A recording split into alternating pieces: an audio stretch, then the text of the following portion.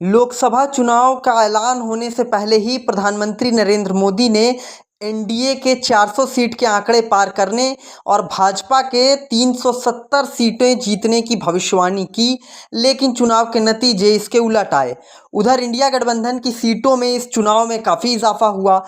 इस बार कई चर्चित नेताओं को हार का सामना भी करना पड़ा। ये जानते हैं ऐसे कौन से बड़े नाम रहे जो इस चुनाव में हार गए। स्मृति ईरानी, केंद्रीय मंत्री और अमेठी की मौजूदा सांसद स्मृति ईरानी एक बार फिर इस सीट से भाजपा के टिकट पर चुनावी मैदान में ताल ठोक रही थी, लेकिन उन्हें इस बार हार का सामना करना पड़ा। कांग्रेस उम्मीदवार और गांधी परिवार के करीबी किशोरी लाल शर्मा ने जीत दर्ज की। स्मृति ईरानी को जहां 3,72,032 वोट मिले, वहीं किशोरी लाल शर्मा ने 5,40,000 के करीब मत प्राप्त कर स्मृति ईरानी को हराया। दूसरे बड़े नाम रहे सीपी जोशी। राजस्थान के भीलवाड़ा लोकसभा सीट से मुख्य मुकाबला कांग्रेस पार्टी के सीपी जोशी और भाजपा के उम्मीदवार दामोदर अग्रवाल के बीच रहा। इस चुनाव में सीपी जोशी को हार का सामना करना पड़ा।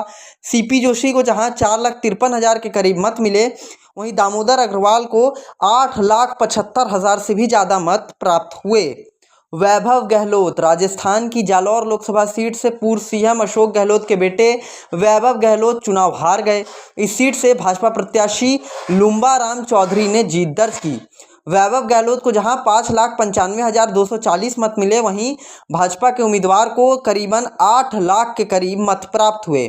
प्रज्वल रेवन्ना बड़े नाम रहे। कर्नाटक की सबसे चर्चित सीट हासन ने जेडीएस उम्मीदवार और मौजूदा सांसद प्रज्वल रेवन्ना को हार का सामना करना पड़ा। कांग्रेस उम्मीदवार श्रेयस पटेल ने इस सीट से जीत दर्ज की।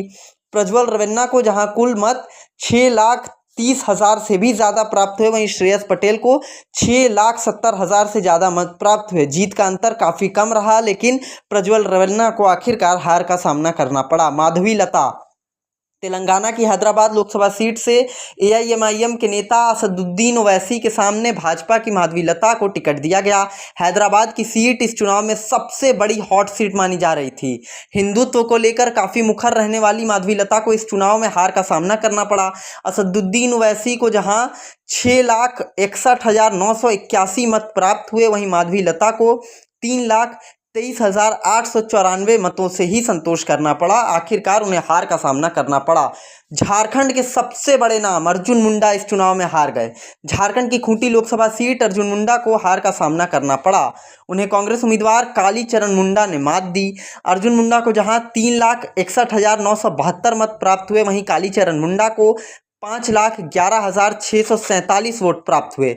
इस सीट से मुंडा 2 बार सांसद रह चुके हैं, लेकिन लोकसभा चुनाव 2009 और 19 में उन्होंने यहां से जीत दर्ज करने के बाद आखिरकार 2024 में उन्हें कालीचरण मुंडा ने हरा दिया। वर्तमान में वो केंद्रीय मंत्री भी थे। सीट की काफ़ी चर्चा होने लगी जैसे ही अर्जुन मुंडा एक एक कर रुझानों में पिछड़ने लगे थे। अधीर रंजन चौधरी, लोकसभा चुनाव 2024 में पश्चिम बंगाल की बरहामपुर सीट से कांग्रेस के दिग्गज नेता अधीर रंजन चौधरी चुनावी मैदान में अपनी किस्मत आजमा रहे थे, लेकिन यूसुफ पठान ने उन्हें हरा दिया। उन्हें कुल 4,40,000 के करीब मत प्राप्त हुए, वहीं यूसुफ पठान को 5,24,516 मत प्राप्त हुए और उन्होंने अधीर रंजन चौधरी को हराया। यूसुफ पठान टीएमसी के सीट से चुनाव लड़ रहे थे। नकुल नाथ, मध्य प्रदेश में छिंदवाड़ा लोकसभा सीट पर सभी की निगाहें टिकी थी। यहां से कांग्रेस के वरिष्ठ नेता कमलनाथ के बेटे नकुल नाथ चुनावी मैदान में थे। उनके सामने बीजेपी ने विवेक बंटी साहू को टिकट दिया। इस सीट को नकुल नाथ बचा नहीं सके, विवेक बंटी साहू ने उन्हें हरा दिया। नवनीत राणा, काफ़ी चर्चित नाम। महाराष्ट्र की 48 लोकसभा सीटों में अमरावती सीट के परिणाम का सबसे बेसब्री से सभी को इंतजार था। इस सीट से भाजपा में शामिल हुई नवनीत राणा चुनावी मैदान में थी। तेलुगु फिल्मों की पूर्व एक्टर नवनीत राणा इसी सीट से निर्दलीय उम्मीदवार के तौर पर पहले 2 बार चुनाव जीत चुकी थी। इस बार हैट्रिक नहीं लगा सकी। कांग्रेस के बलवंत वानखेड़े को जहां 5,26,271 मत प्राप्त हुए, वहीं नवनीत राणा को 5,65,040 मत प्राप्त हुए।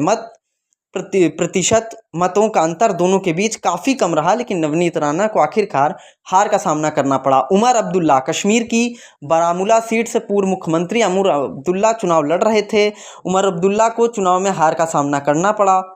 उन्हें कुल 2,68,000 के करीब मत प्राप्त हुए। वहीं नेशनल कॉन्फ्रेंस के नेता उमर अब्दुल्ला को निर्दलीय प्रत्याशी इंजीनियर अब्दुल राशिद शेख ने हरा दिया। अब्दुल राशिद शेख को 4,72,481 वोट मिले।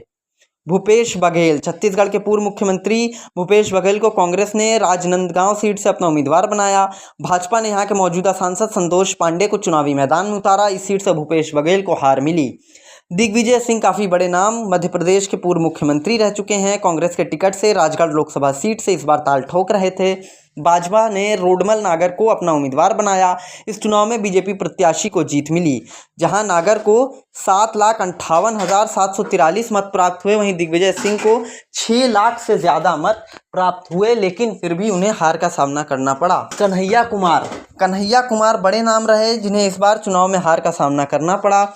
मनोज तिवारी से उन्हें हार मिली। मनोज तिवारी को जहां 8,24,451 मत मिले, वहीं कन्हैया कुमार को 6,85,673 मत से संतोष करना पड़ा। टक्कर उन्होंने दी, लेकिन आखिरकार हार का सामना करना पड़ा।